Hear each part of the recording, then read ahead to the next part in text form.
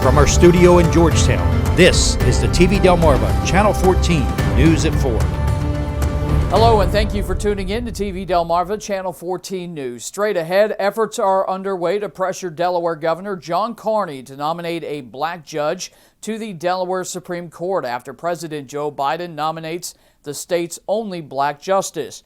We hear from the group behind the efforts. 3 juveniles were arrested in Dover for the theft of a Hyundai. What police are saying and if they are tied to a string of Sonata and Elantra thefts in the city. And state officials are investigating the death of a homicide suspect at SCI on Monday, the latest on that investigation. These stories and more are coming up, but weather first with meteorologist Hunter Outen.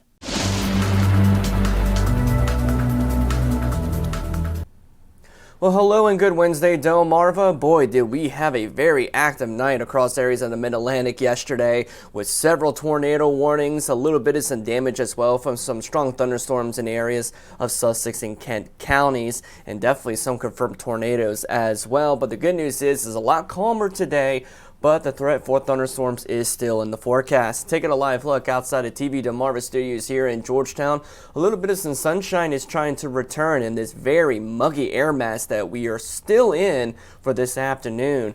Currently 88 degrees here in Georgetown. Take a look at satellite and radar. It is fairly calm for the most part, but we are starting to see some thunderstorms beginning to develop right along the Appalachians in West Virginia and Western Virginia. We even have a few little bubbles of some storms trying to develop across areas of southern Pennsylvania. Now, the thunderstorm chances for tonight won't be until about 8 to the midnight time period once that begins to move through the area. Now, we're expecting maybe a strong thunderstorm, but nothing in the way of any tornado threat, which is some good news because we do lack that nice rotational shear that we saw last night. Now, we did get some new news about a confirmed tornado survey that was done for the National Weather Service in Baltimore and Washington near the Bowie, Maryland area. This was an EF1 tornado with winds of 90 miles per hour. Caused a little bit of some damage to some structures, to some trees, and as well as some vehicles out there. It was only on the ground for about a mile and was 125 yards wide. This is the only confirmed tornado that we have so far, because there could be another one that was potentially on the ground in southern and around Dale counties, but nothing here on Delmarva that was confirmed at this time. We do have some weather hazards we do need to talk about for the rest of this evening. We have a flood watch in effect for portions of northwestern Maryland, stretching all the way towards Cecil County. This goes into the overnight hours tonight because some of these thunderstorms may produce some heavy rainfall. In the last couple of days, they've been seeing plenty of rainfall, several inches worth as a matter of fact. So it's not going to take much for any of these thunderstorms to cause some more flooding concerns across areas of the I-95 corridor. Temperatures across the region right now, very, very warm. 85 for Salisbury, 88 for Pocomoke City, only 81 right now in Ocean City. 87 for Easton, 84 for Centerville, 88 for Dover, a little bit cooler up north in Wilmington and Newark at 83 and 85 degrees. And not to mention that very, very muggy air mass in place. Dew points are in the low and mid 70s out there. This is a very tropical-like air mass, and no surprise we have more thunderstorms in the forecast for tonight. And that combination of the heat and humidity, I've been seeing some heat indices getting to about 97, 98 degrees for the most part, but right now they have fallen a couple degrees. Currently feels like 95 here in Georgetown, 93 for Easton and Dover, 92 for Salisbury and Pocomoke City as well.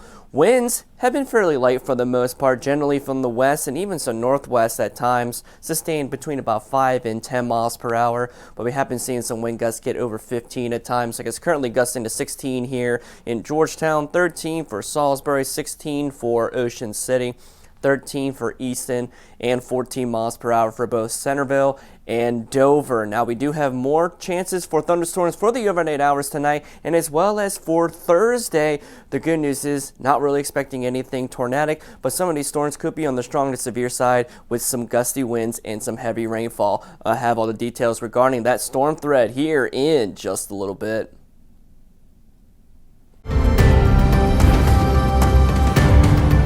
Well, with President Joe Biden nominating Delaware's only black justice on the state Supreme Court, both the Supreme Court and the Chancery Court have no minority justices serving. A grassroots effort by the Citizens for Judicial Fairness is hoping to change that and pressure Governor John Carney to nominate a person of color to the court if Justice Tamika Montgomery Reeves is confirmed to the federal role. TV Delmarva spoke to Chris Coffey with the organization, who tells us they're calling for the governor to make a nomination that better represents the first state. There's an all-boys club mentality that has existed in Delaware and in other places for a long time.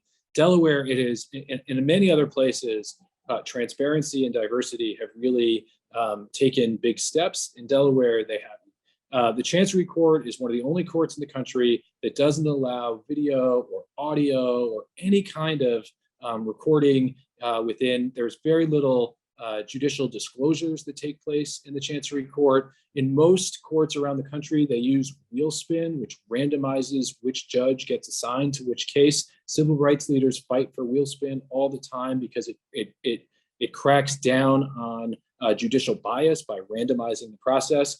In Delaware, we just don't have any of these things, and they've been so resistant to taking steps to make more transparent and more diverse courts, especially at the Chancery level, but also at the Supreme Court. They would argue that there's not a lot of expertise at the Chancery level because you pick, it's such a specified body. But the reason that there's no expertise is because so many of these law firms, the 4 or 5 law firms that do all the Chancery work, only hire white people and don't make a concerted effort. I mean, we did a rankings list on some of these law firms, and it was like 99% white at the partner level, and that's where you're choosing your judges from, especially at the Chancery level. Now, Citizens for Judicial Fairness learned that the process to nominating a Chancery or Supreme Court judge is a secretive one, and that a secret nomination committee submits a list of names to the governor. It's a process Coffey says needs to change, and he's hopeful with a grassroots campaign and with Reverend Al Sharpton and Martin Luther King III coming to Delaware in the coming months, the word will get out. We were really successful the first time we did this in 2020 when there was a Supreme Court opening, and we fought hard to get representation on the Supreme Court, and Governor Carney picked Justice Montgomery Reeves. And here we are 2 years later, and now she's been named to a federal court, and there's no other Black folks on the Supreme Court, and there's no other Black, Latino, or any other folks on the Chancery Court. So we have a lot of work left to do. We think that the more Delawareans know about this and the more political pressure that's applied, the more likely we'll have representation, and not just representation, but we're looking for kind of transparency on these courts. We're looking for more disclosure. We're looking for cameras in the court. We're looking for wheel spin that I just talked about, which has vast civil rights implications. And so we are going to be running a campaign starting this summer to put pressure on the governor and the legislature to name a person of color to replace Justice Montgomery Reeves. And we're going to work on wheel spin as well. We think that the Delaware legislature needs to take a hard look at why Delaware is one of the only states in the country that doesn't randomize judicial selection. So every time a case comes up, to have someone sitting there saying, oh, why doesn't this judge do it? Well, it turns out, especially in Delaware, where everyone knows everyone, this judge plays golf with that one. Having a randomized selection will take the idea that it could be biased out of the process. And so there's no reason that we don't have wheel spin right now. We're going to fight really hard over the next 6 months to make sure that in January, when the legislature comes back, wheel spin is one of the things that they look at, and that when the governor goes to make this selection, that he is selecting a person of color to the Delaware Supreme Court to replace the one person of color who was on the Delaware Supreme Court. Now, the group announced a $200,000 ad campaign to raise awareness and pressure the governor to pick a Black judge. We reached out to Governor Carney's office for a response, but have not heard back. You can find out more about the campaign by going to citizensforjudicialfairness.org. You can also go to their Facebook page as well. Well, yesterday we told you about a string of thefts and the warning to Hyundai owners in Dover. Today, Dover police say they have arrested 3 juvenile suspects after leading officers on a pursuit in a stolen 2017 Hyundai Sonata. Dover police responded to a home in the 100 block of Thames Drive this morning on reports of a stolen vehicle. That vehicle was spotted a short time later on Route 8 and Dover Highway Drive just before 6 a.m. and attempted to stop the driver. The pursuit ended when the vehicle crashed into a parked car in the Cannon Mills neighborhood. Now, the 3 juveniles attempted to flee on foot but were apprehended without further incident. The suspects are all 15 years old and they face several charges, which include second-degree conspiracy, resisting arrest, reckless driving, and more. Bond information was unavailable at the time of the release. Police are investigating whether or not this theft is related to the other strings of Hyundai thefts that are going on in Dover. And again, if anyone has additional information, contact Dover Police or Delaware Crime Stoppers at 800-TIP-3333. Well, officials are investigating the death of a long neck murder suspect who was in custody at SCI. 57-year-old Michael Klein had been in prison in the suspected murder of 67-year-old Louis Fetro, whose body was found on the property of Baywood Golf Course on June 7th. Investigators discovered Klein as a suspect who was already in custody for another crime. Officials say Klein, who has a history of chronic health conditions, was found unresponsive in his cell around 8:15 Monday morning. He was pronounced dead by responding paramedics a short time after. Delaware State Police are investigating Klein's death, and his body has been released to the Division of Forensic Science to determine the cause of death. Well, Delaware State Police are looking out for a cologne caper in Rehoboth Beach. Officials say a male suspect walked into the fragrance hut at the 35,000 block of Midway Outlet Drive at the Tanger Outlets around 2:40 Monday afternoon and allegedly grabbed a bunch of cologne bottles, and when he attempted to flee, an employee confronted the suspect but was pepper sprayed. The suspect fled and was seen entering a blue Kia Optima heading southbound on Coastal Highway. Now, police later discovered the vehicle traveling towards Bethany Beach, and a pursuit ensued. It was called off due to safety concerns, and the thief got away. The suspect is described as a black male, approximately 6 foot to 6'2" tall, with a thin build. There are no surveillance images at this time. Anyone with information on the case should contact Delaware State Police at 302-703-3305 or Delaware Crime Stoppers at 800-TIP-3333. Well, coming up, as Russia starts to gain momentum through Ukraine, the White House is now reacting. A look at our national news story when the news continues. But first, a look at noon commodity prices for today.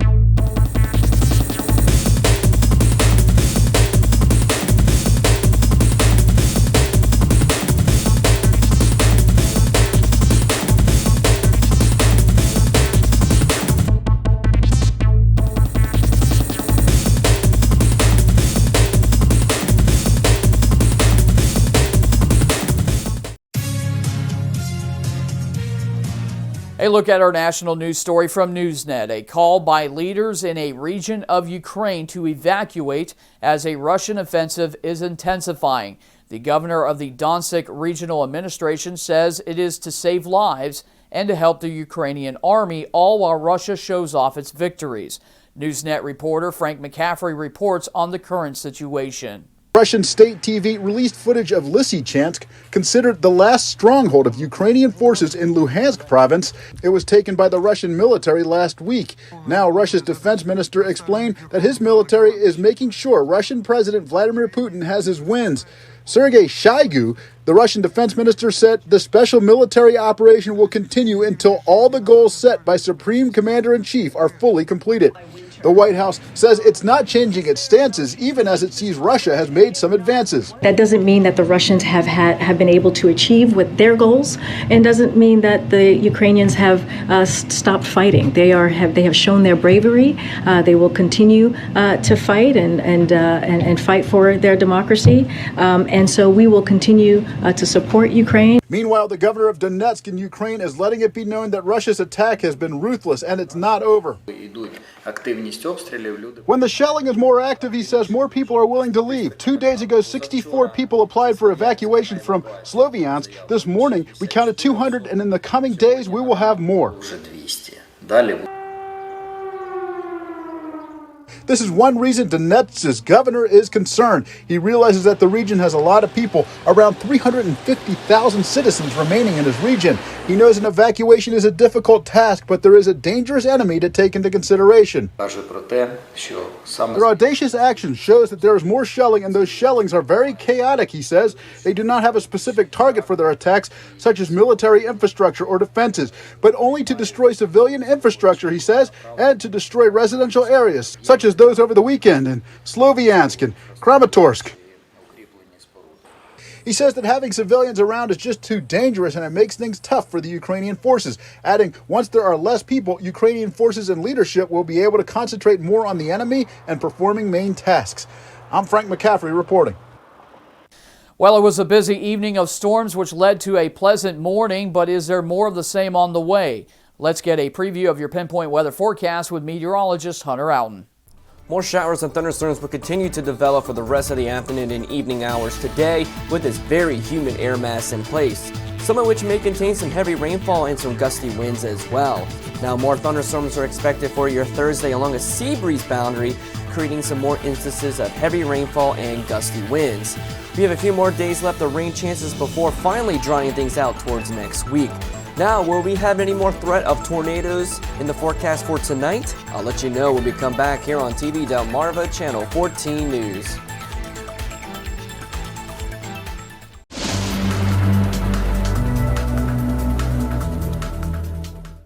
Alrighty, everybody, let's get right into the pinpoint forecast for the overnight hours into the day on Thursday. Once again, we're still watching out for the threat for some scattered thunderstorms to move through, especially for the overnight hours tonight. Mild and humid conditions with some light winds.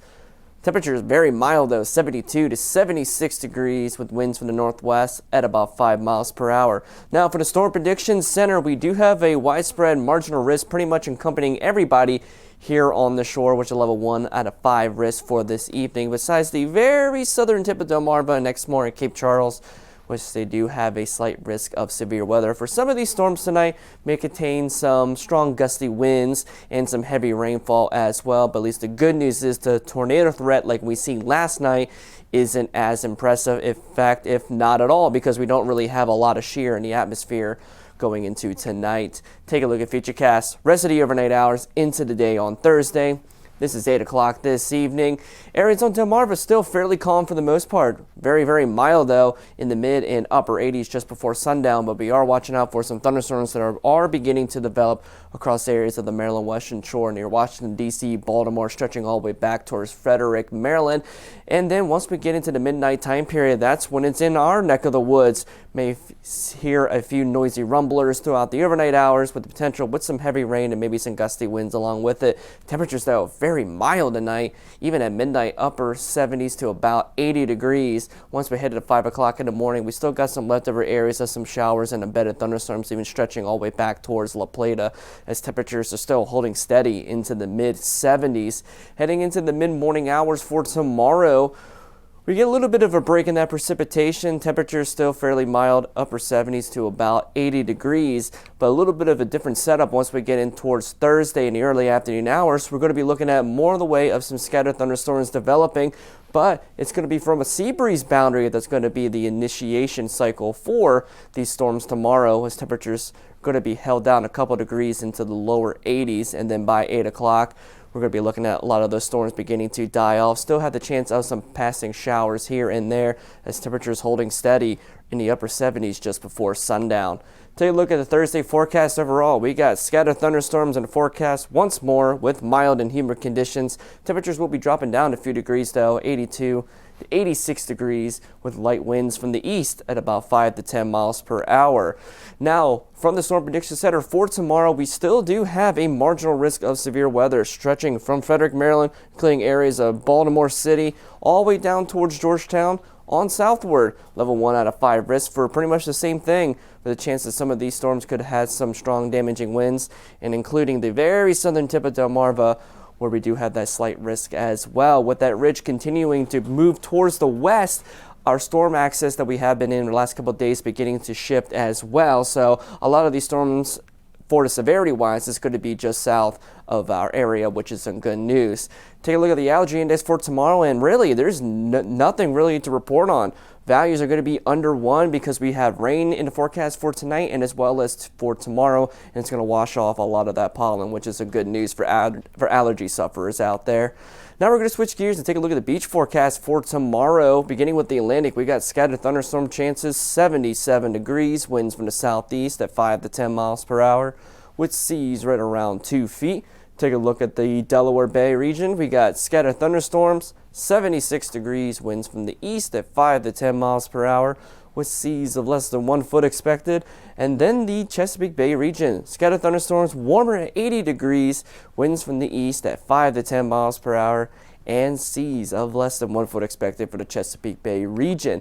Now, as we get into the overnight hours tomorrow night, we're still going to be having the chance of maybe some passing showers, but more of the way of those mild and humid conditions. It's July. It's to be expected pretty much every single day here for this month, with overnight lows in 70 to 74 degrees, with some light winds from the east at about 5 miles per hour.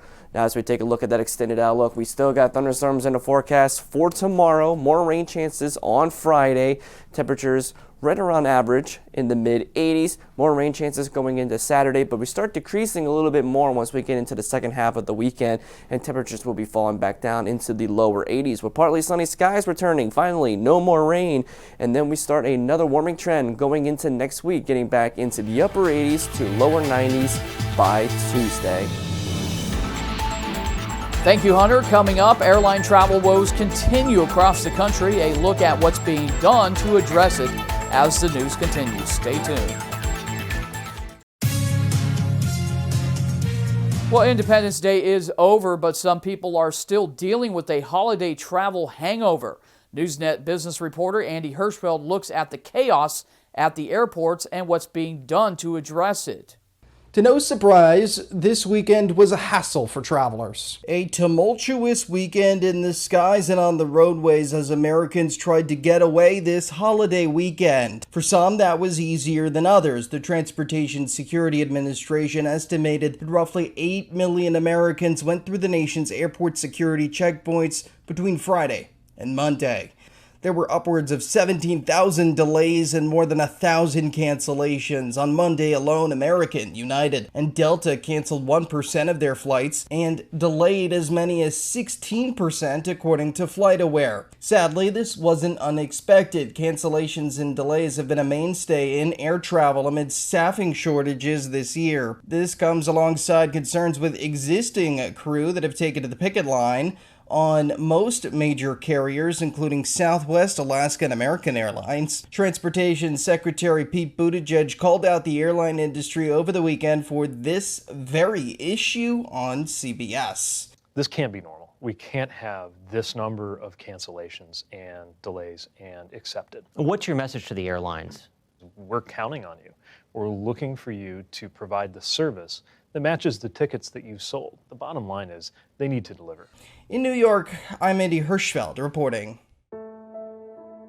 Weather Classroom is sponsored by No Nonsense Office Machines, committed to providing quality products and services with over 15 years of experience here in Sussex County.